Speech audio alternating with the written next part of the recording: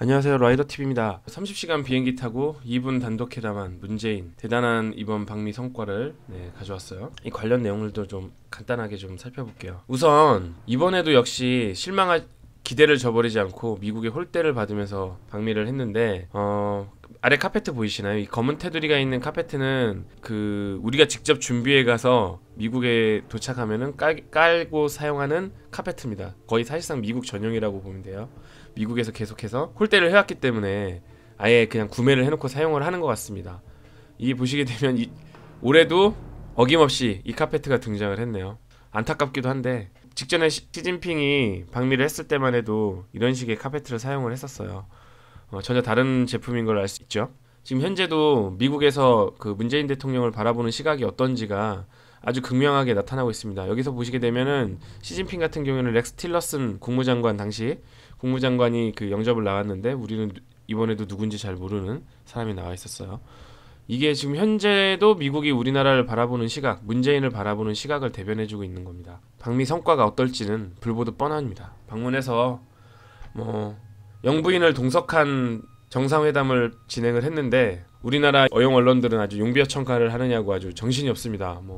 트럼프가 기대를 하는 내용들인 것처럼 막 얘기를 한다거나 아니면 민주당은 아주 큰 성과라고 호평을 내리질 않나. 정말 어처구니가 없습니다. 사실상 30시간을 비행기를 타고 가서 이분을 만나서 무슨 얘기가 돌겠습니까?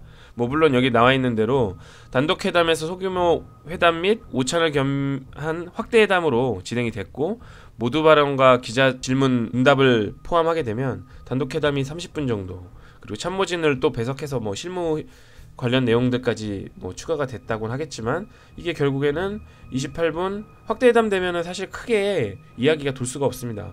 59분 정도 진행된다. 이것이 총 116분이라고는 하지만 통역 시간들을 절반으로 쪼개놓고 보게 되면은 사실상 1시간에 불과하고, 단독회담은 실질적으로는 인사 몇 마디 건네면 끝날 만한 그런 시간밖에 되지가 않습니다.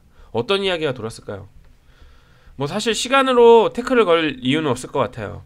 아무리 2분이든 1초든 내용이 중요하잖아요. 네, 그래서 어떤 내용이 돌았는지 좀 볼게요.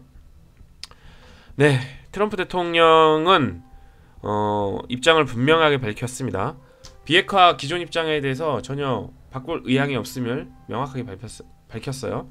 단계적 이행은 한마디로 불가능하고 빅딜로 간다. 문재인 대통령이 스몰 딜을 제안을 하고 굿 이너프 딜이라고 하죠. 좋은 게 좋은 거라는 식으로 이런 것들을 전혀 수용하지 않았습니다. 그리고 개성공단 금강산 관광 재개는 당연히 불가. 대북 제재의 기조는 유지하겠다. 단지 더 강화는 안 하겠다. 정도가 선물이 될 수 있겠네요. 의례적인 말이죠. 대화의 창구는 언제나 열려 있다. 그리고 남북 대화를 하겠다라는 부분에 대해서는 좋은 소식 기대할게. 그래, 잘해봐 너네.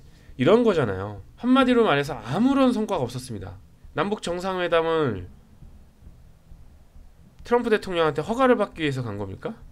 대체 왜 간 거예요? 남북회담은 트럼프 대통령을 꼭 만나지 않고는 갈 수가 없는 거였어요? 의미를 알 수 없는 방미 성과인 것 같습니다. 사실 문재인 대통령이 미국에 간 이유는 뻔하잖아요.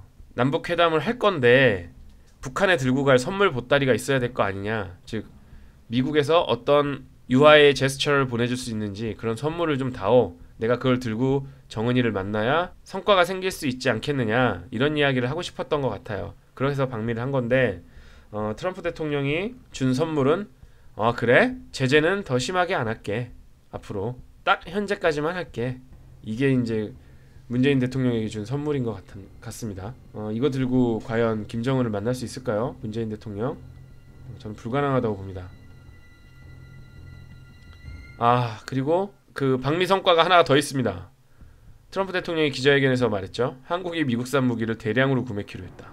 아주 좋은 소식인 것 같아요. 가서 또 돈 엄청나게 쓰고 왔습니다. 분명히 문재인은 과거에 미국산 무기를 계속해서 구매하는 것은 반대한다.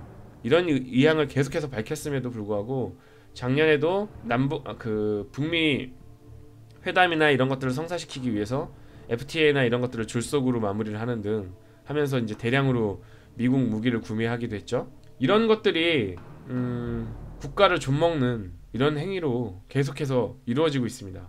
정말 어처구니가 없습니다. 이게 무슨 방미 성과입니까? 돈이나 온팡지게 쓰고 2분 동안 트럼프 만나서 온 게 이게 방미 성과입니까? 기대도 안 했지만 정말 어처구니가 없는 결과입니다. 사실 미국산 무기 산 건 좋네요.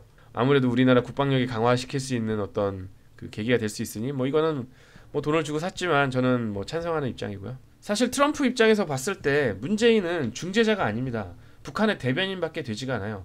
계속해서 지금 제안하고 있는 스몰 딜이라든가 아니면 뭐 그린업 딜 뭐 이런 것들에 대한 내용을 까 뒤집어 보면 결국 북한이 말하고 있는 단계적 제재 해제, 제재 완화, 단계적 비핵화라는 그리고 그 끝을 알 수 없는 비핵화인지 아니면 핵 확산을 뭐 봉인인지 알 수 없는 어떤 막연한 제안이잖아요. 문재인은 결국에는 계속해서 이런 김정은이나 북한이 가지고 있는 어떤 그 제안들을 그대로 대변을 하고 있습니다.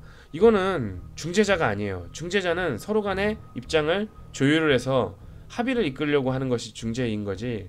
이런 식으로 북한의 입장을 계속해서 트럼프한테 가져간다고 해서 트럼프가 들어줄 리는 만무합니다. 결국에는 이 방미 성과가 이렇게 아무 의미 없이 끝날 수밖에 없었던 이유이기도 하고요.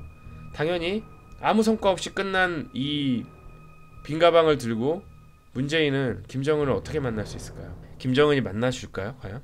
지금 현재 남북 회담이나 이런 거에 대한 이야기도 정확하게 마무리된 게 없습니다. 그런데 문재인은 남북 회담을 하겠다고 미국 트럼프한테까지 공표하고 기자회견에서 이야기가 다 돌았습니다. 참으로 걱정이 되네요. 더 이상 국격을 바닥까지 떨어뜨리지 않았으면 좋겠습니다. 네, 감사합니다.